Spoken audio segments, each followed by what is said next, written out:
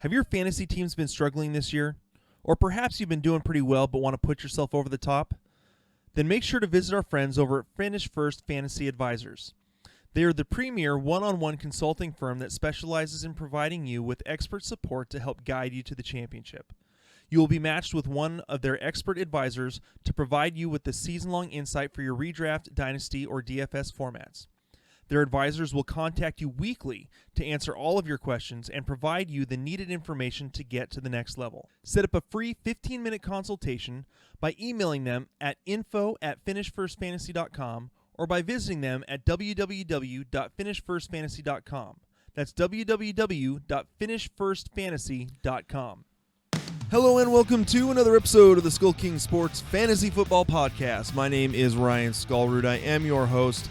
And in this episode, we are going to be going over some of the injury news from the last 24 hours, as well as going over all of the waiver wire pickups for Week 2 in the NFL for your fantasy teams. I hope you guys' teams have done well so far in this first week.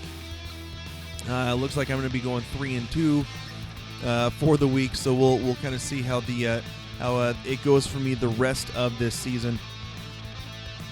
Real quick. I mean, I'm currently recording this while watching the Titans and the Denver Broncos game, and Stephen Gostkowski is painful. That's the only way to put it. Having surgery this last season, just getting signed 11 days ago. Obviously, not having necessarily a whole lot of work to really get going. And he has tonight missed 3 field goals. Actually missed 2, had a third one blocked, and then missed an extra point. I mean, it has just been downright painful to watch. And so hopefully the Titans will be able to figure it out. I did not realize that they'd only made 8 field goals all of last year. And that is, I mean, that's just crazy. 8 of 18, I believe, was what their field goal percentage is. So, or was what their total was last year. So, hopefully they can get that figured out. And then we'll kind of see where it goes from there. So, all right, so why don't we go ahead. What we're going to do is we're going to start off with the injury news and kind of go through some of that, and then we'll hop right into the waiver wire picks. Since it's week 1, there's going to be a lot of waiver wire picks. We will do our best to get through them as quickly as possible. All right, starting off on Sleeper, it looks like Texans running back Duke Johnson, who sprained his ankle on the Thursday Night Football game, is considered week to week, is a long shot to play this week against the Ravens. Source said, however, playing in week 3 is possible, an indication that it is not a serious injury. We got official confirmation that Marlon Mack's injury was actually a torn Achilles tendon. So hope for the best for him, that he's able to get back quickly from that and be able to come back next season. As part of that, Frank Reich actually has officially confirmed that rookie Jonathan Taylor is the team's starting running back, and then Nahim Heinz will still very much be involved. I see this becoming kind of a Ryan Matthews, Danny Woodhead style of offense that Rivers had. What was it, about 6-7 years ago? And so I think that'll be good for Rivers as well as for the Colts offense as well. So Saints star Michael Thomas suffered a high ankle injury in Sunday's win over the Bucs, but it's something he believes he can play through. He does have one extra day for next week, playing in the Monday night game against the Raiders. Nobody is ruling Thomas out. This is just one of those things where you got to be careful with anyways. I know everyone who drafted Thomas is expecting him to put up a lot of points this year. So we'll kind of see how this goes. This could affect him a little bit. I do believe that I don't think it'll affect him too much. especially against the Raiders defense. But we'll kind of, again, it's something to monitor. I think that in the end, Michael Thomas will probably be fine. So, let's see. Jets coach Adam Gase isn't sure when Le'Veon Bell with his hamstring will be back, but said it could be a couple of weeks. So we'll kind of see where that goes.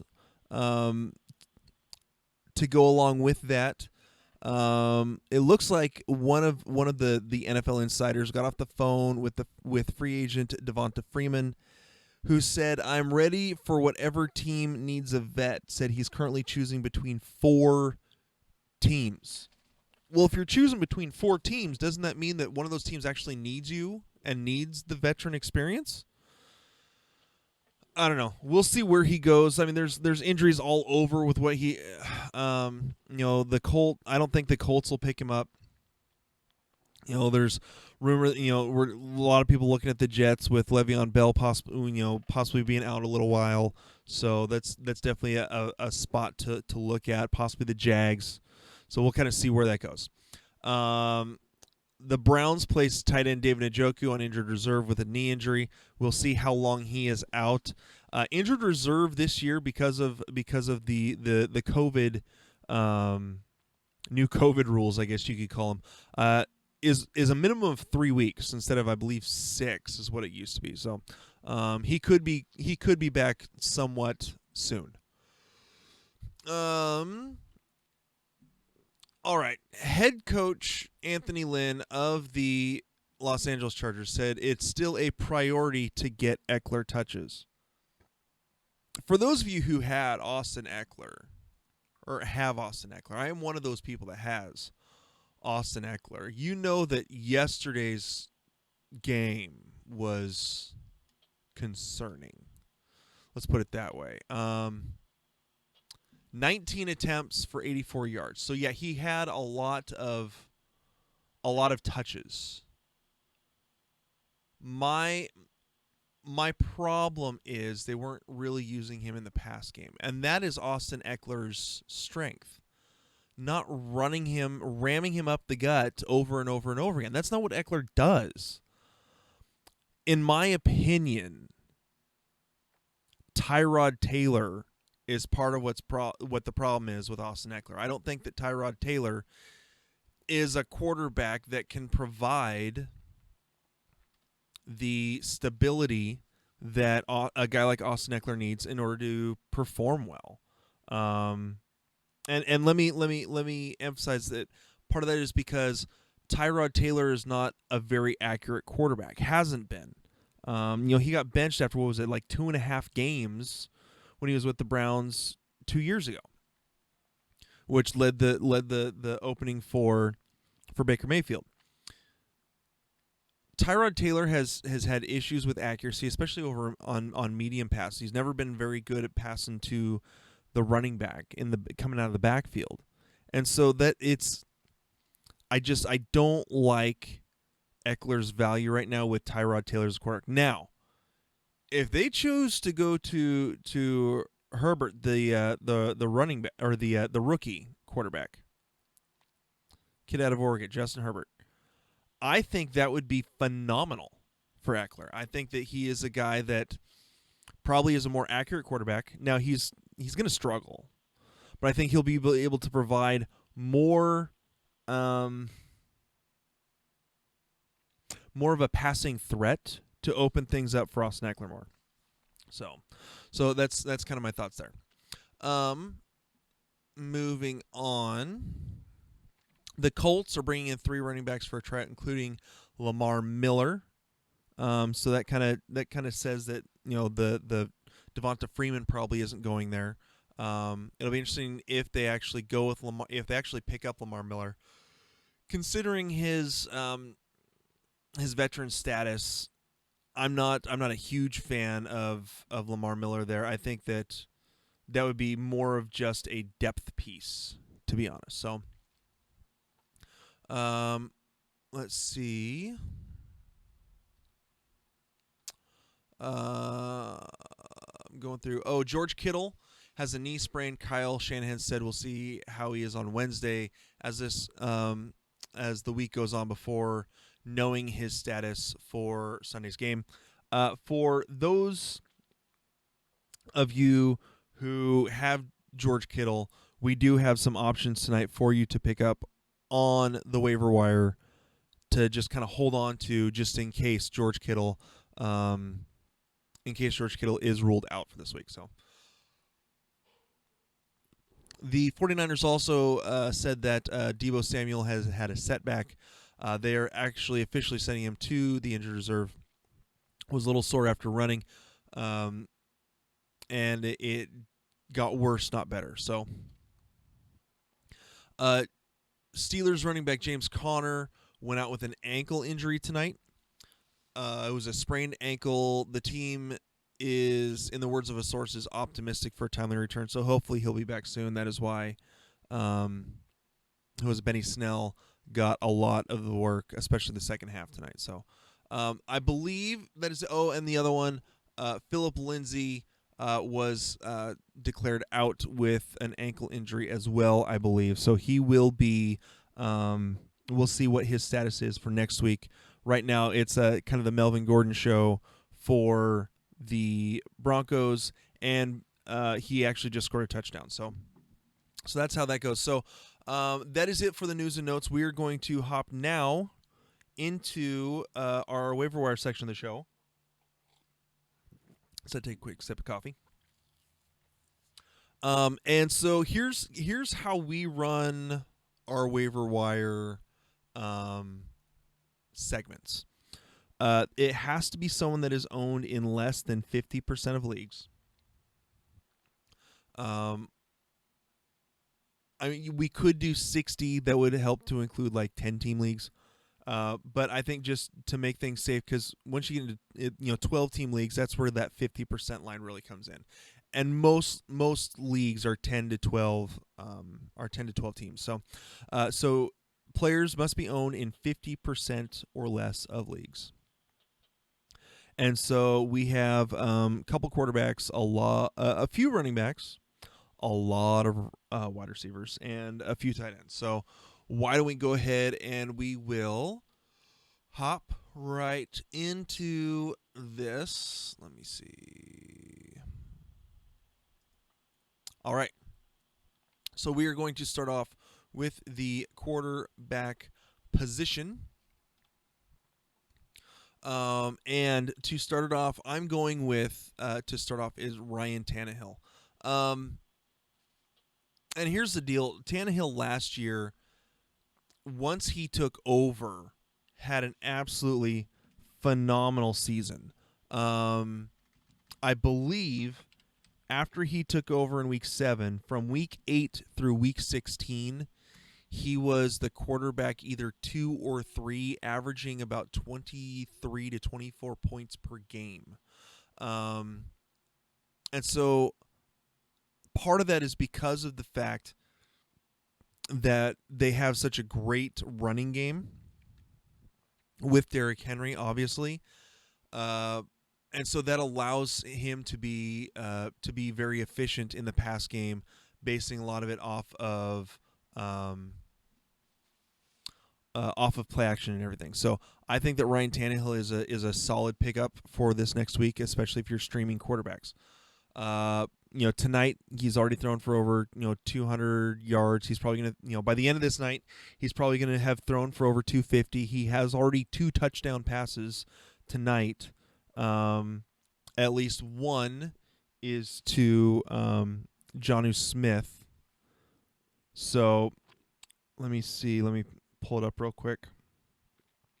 Yeah, so he's got one to Jonnu Smith and one to Michael Pruitt. So he likes throwing to the tight ends.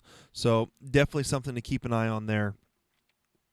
But I like Ryan Tannehill. I think that he is going to stay productive because of his efficiency. So as long as he stays protected and Derrick Henry's running the ball well, I think that Ryan Tannehill is going to be a solid producer and could still finish in the top 12 as a quarterback this year. So number 2, my number 2 quarterback that I've got is Gardner Menshu. played very, very efficiently in this last game against Indianapolis. 19 of 20 for 173 yards and 3 TDs. Now that's not going to be the norm, and I think for Minshew it's going to be very dependent upon matchups.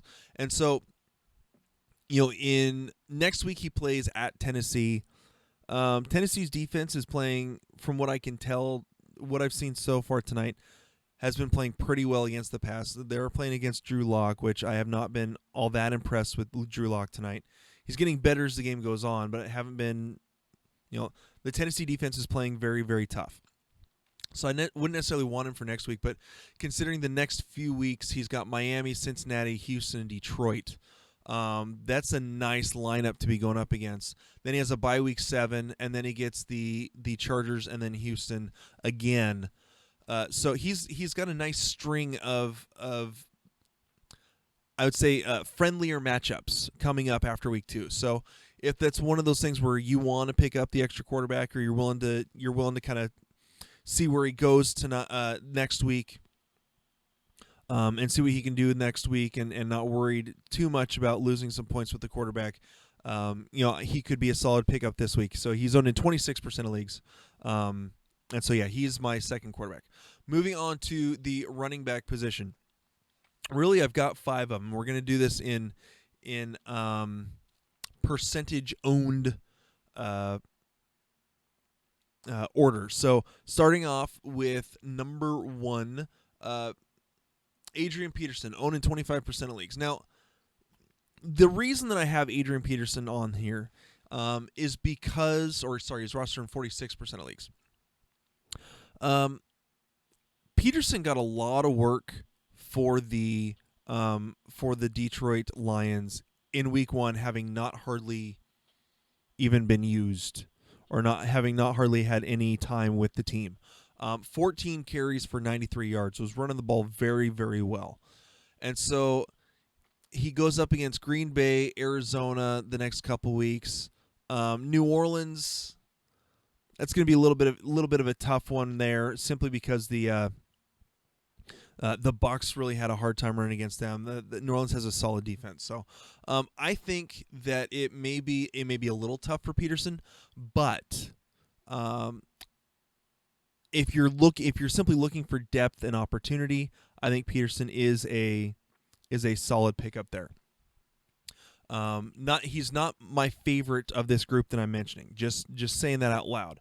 He is not my favorite, but if you need someone and you think everyone else is you're not necessarily wanting to spend the massive amount of fab money on guys, on some of these other guys that I'm going to be mentioning, Peterson is a guy that I think could be a solid backup type of guy. So the other guy rostered in 45% of leagues, Alexander Madison, 6 carries for 50 yards. He also had, let me see where it is, 4 catches for 30 yards.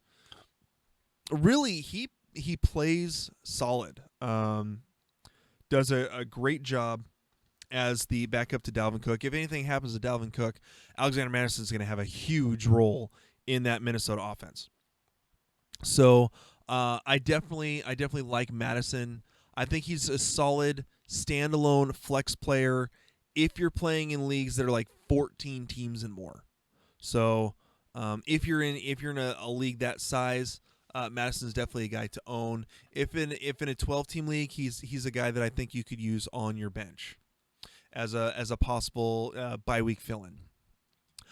Moving on, next one, roster in 25% of leagues, is Malcolm Brown. Now, I will admit, I talked about this in last night's show. I will admit I was wrong about what the Malcolm Brown and Cam Akers and who the guy is in that offense.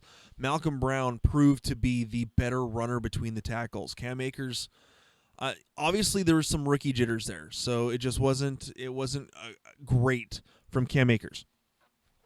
But Brown really showed a lot, in my opinion. So I think that he is definitely with some upcoming games against Philadelphia, Buffalo in week 3, that one's going to be a tough one. They're a very tough defense to run against.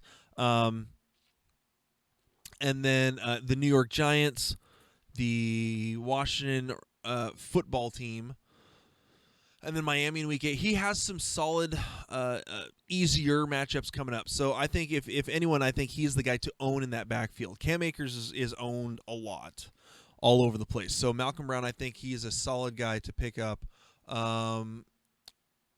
Rostered in 27% of leagues. Next is Nahim Heinz. He has been rostered now in 21% of leagues. A lot of people picked him up after this last week. He is going to be a huge guy to own in PPR leagues because of the fact that he very much fills that Danny Woodhead type of role, Austin Eckler type of role, for Phillip Rivers. And so I think they're going to continue to use him. He is going to be heavily used. He's, again, only rostered in 21% of leagues. He needs to be picked up because I think he offers immediate flex appeal as a passing outlet. And we've seen him be that productive in the offense before with what was it, a few years ago when Marlon Mack was out early in the season due to injury. Nahim Heinz was a top 15 running back for a while. So definitely got to watch. I think that he could put up solid numbers this year. Next, last guy I have on my list is Joshua Kelly. And this isn't an indictment on Eckler. I think that if they really get things going with the Chargers, I think that Joshua Kelly provides a solid 1-2 punch with Austin Eckler. I think if they use Austin Eckler running around the outside and in the pass game, and then use Joshua Kelly more carrying between the tackles, I think that is a phenomenal setup, and both will be usable in fantasy. So I think Joshua Kelly is a solid pickup as a backup bye-week fill-in until we see more of what's going on. So there's our running backs. Moving on to the wide receivers. We're starting it off with Mr. Sammy Watkins, rostered in 49% of leagues. At least when I first wrote this up, he was rostered in 49%. It's probably gone up a little bit. So, still 49%. 9 targets, 7 receptions, 82 yards, and 1 touchdown. Now, this comes with a grain of salt because we remember, how well he did last year, week 1, and then he just fell off for the rest of the season. I think something to remember is that in this Kansas City offense, whoever is going to be the main guy kind of moves around a little bit in terms of matchups. And so I think that Sammy Watkins is going to have some amazing games. He's going to put up more games like this. It's going to be kind of random as to when those actually happen, though. So, but I definitely think that the 9 targets when Tyreek Hill is healthy and everyone else is healthy is extremely encouraging. Next guy I have on here is Mr. Mike Williams. I honestly can't believe I'm saying that. Let me see if I can pull him up right here. And this is not so much because of how he did. He ended up 4 receptions for 69 yards. It's the targets, 9 targets. So because he was so heavily targeted in this offense, I think that he is a guy to pick up as a backup wide receiver for your fantasy team if you're needing depth. So again, it's not the production, it's the targets that really kind of excites me about what he could possibly do in that offense and possibly do for the rest of the season. Next on the list is Mr. Allen Lazard. Now, with Lazard, I'm going to go with 2 of them here at the same time. So Lazard and Marquez Valdez-Scantling. Both of them had solid games. Lazard is rostered in 43% of leagues, while MVS is in 8% of leagues, and this is all on Yahoo, by the way. Scantling had 6 targets to Lazard's 4. I think part of that is just because of what they were able to exploit in the offense or in the defense of the Minnesota Vikings. Saying that, the fact that MVS had more targets is encouraging. And again, because he was only rostered in 8% of leagues, I think is more of a benefit there. So I think it's definitely something that he could provide a little more benefit there for you, maybe not cost you as much in your fab.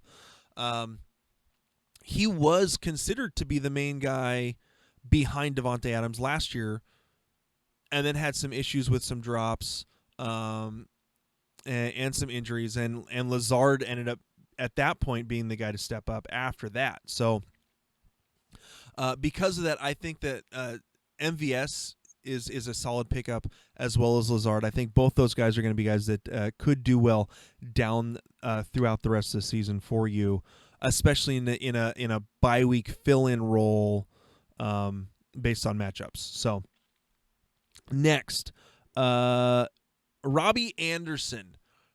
This is, I'll be honest, I was not high on Robbie Anderson coming into this year, simply because he's more of the deep threat type of guy that you're just not expecting to have with a quarterback like Teddy Bridgewater. Teddy Bridgewater's always been known as a short pass type of guy, and so because that, 8 targets to Robbie Anderson. Forget this. Yeah, he had a 75-yard touchdown, had a 2-point conversion. It's the 8 targets and 6 catches that gets me. The fact that he had that many targets when DJ Moore was considered to be the guy, everyone was expecting him to be the guy, and I'm not. Again, I've said this over and over again. I'm not as high on DJ Moore going into the season as a lot of the fantasy industry. So, I think that Robbie Anderson is a surprise, and we'll see if this kind of levels out between Anderson and Moore. But if you need, especially in a standard league, Robbie Anderson's probably over the rest of the season going to provide more value than a DJ Moore, simply because I think DJ Moore throughout the rest of the season is probably going to get targeted more. So there's Robbie Anderson. Moving on next, Paris Campbell, rostered in 22% of leagues. Again, he had a pretty decent game, 6 receptions, 71 yards, but it's his targets. 9 targets. He finished with 11 points. I really like the fact that he is being used like this in this offense for the Colts. I think that he provides a really good yards after the catch type of guy for Phillip Rivers. I think he may fill in kind of that slot type of role that Keenan Allen was, or still is in LA with the Chargers. So Paris Campbell, again, looking at target share. That's what I'm looking at in order when I try to look at waiver wire. So Paris Campbell is a very, I think, a solid pickup, especially in half-point PPR and PPR. I think he's going to get a lot of those. And with his speed, he's going to be able to make big explosive plays and put up big numbers here and there throughout the season. So, all right. My last two. Let's see. Let's move on to the next page. There we go. My next two are Scotty Miller. Now, you may think that this is a surprise, and it may be just, oh yeah, you're just going with whatever everyone else says. You're just falling in love with with one game. 6 targets. Scotty Miller is the exact same profile as Julian Edelman in New England. I like Chris Godwin as the better receiver, who also can run the slot. That being said,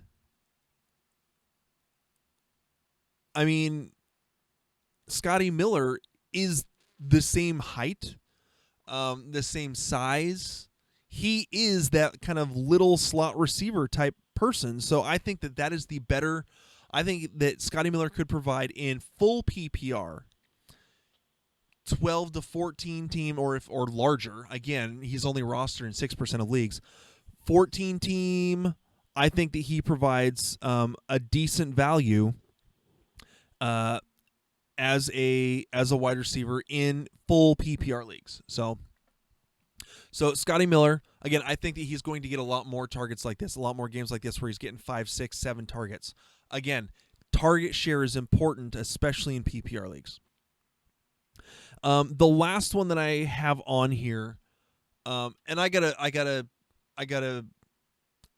say that I am extremely surprised that this has been the case.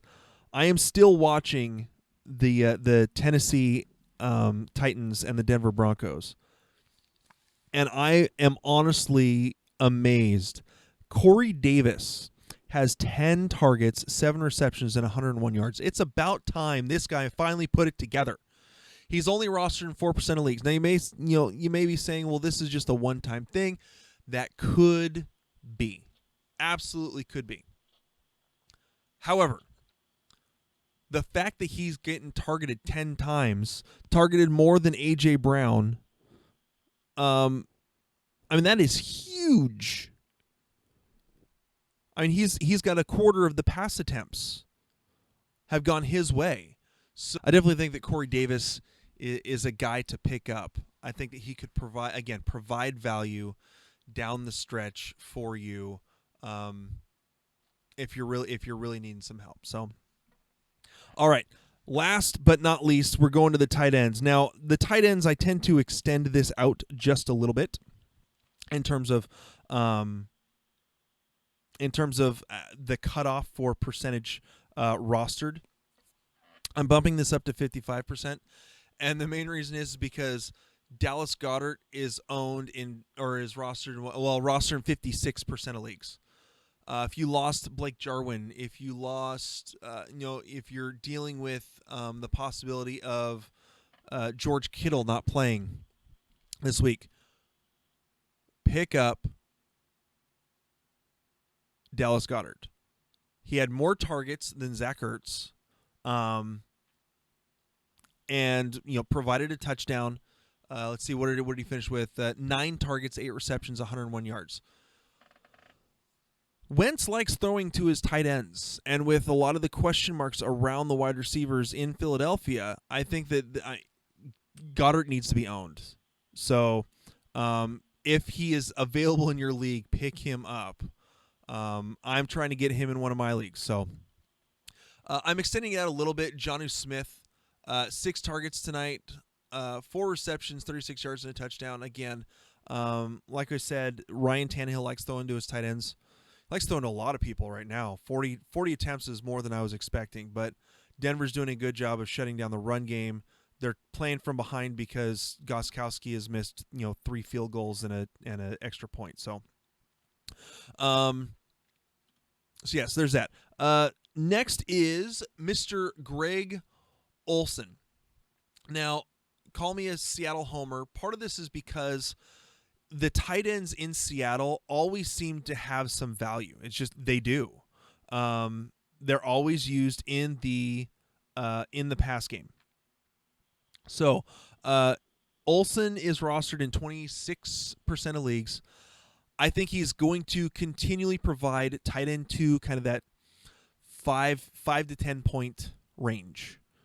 If you can get 5 to 10 points out of your tight end every week when you don't have one of the big guys, I think that is a solid production number from your tight end. So Greg Olsen has worked a lot with Wilson over this off season, and so I like it. As long as he stays healthy, I think he's going to be a solid producer for your fantasy teams.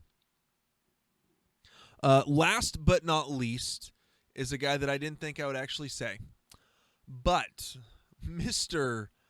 Jimmy Graham only had 3 catches for 25 yards and a touchdown. However, Mitch Trubisky targeted him 7 times.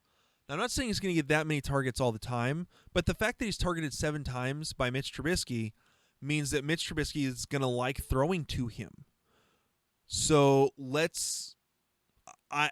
if you're desperate for a tight end, Jimmy Graham. I like some of the other options better, the ones I mentioned before, but Jimmy Graham, rostered in 5% of leagues, he is available due to target share. I think that he could be a solid tight end 2.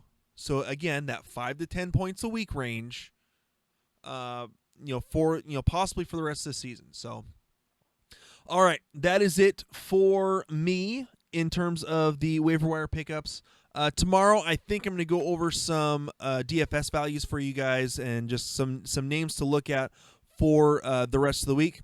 I hope you guys have enjoyed this show. I hope you guys are able to get the waiver wire guys you're wanting. We will be back again tomorrow, like I said. I hope you guys all have a nice night, and we will talk to you later. Hey, SkullKing Nation. Thank you for listening to the SkullKing Football Podcast. Did you like this episode? If so, be sure to go to iTunes, Stitcher, Google Play, and YouTube to subscribe. Also, please leave us a rating and reviews to let us know how we can better help you rule your leagues.